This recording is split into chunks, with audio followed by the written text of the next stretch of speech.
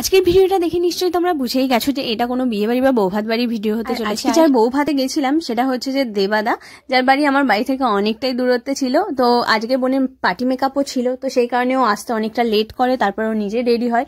দেন আমাদের বেরোতে বেরোতে অনেকটাই লেট হয়ে যায়। আর যখন আমরা ওখানে পৌঁছাই প্রায় তখন 10টা সাড়ে 10টার মতো বাজে।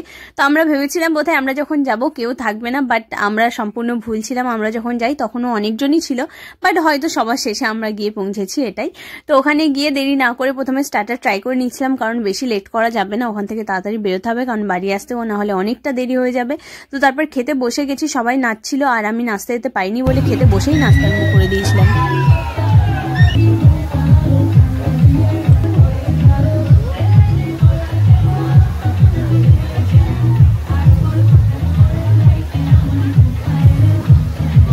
নাচানাচি করার পর ফাইনালি আমাদের খাওয়ারও এখানে চলে এসেছে, আর আমাদের খিদেও পেয়ে গেছে, নেচে ক্লান্ত হয়ে গেছি। তো তারপর সব থেকে বেস্ট ছিল রুমালি রুটি আর চিকেনটা। জাস্ট এই কম্বোটা দারুণ ছিল, মানে দুটো এত। সব জায়গায় গিয়ে আমি ঠিক এইভাবেই আমার প্লেটটাকে পরিষ্কার করে নিই, মানে যা কিছু থাকে সমস্ত কিছুটা ডাস্টবিনে চলে যায়।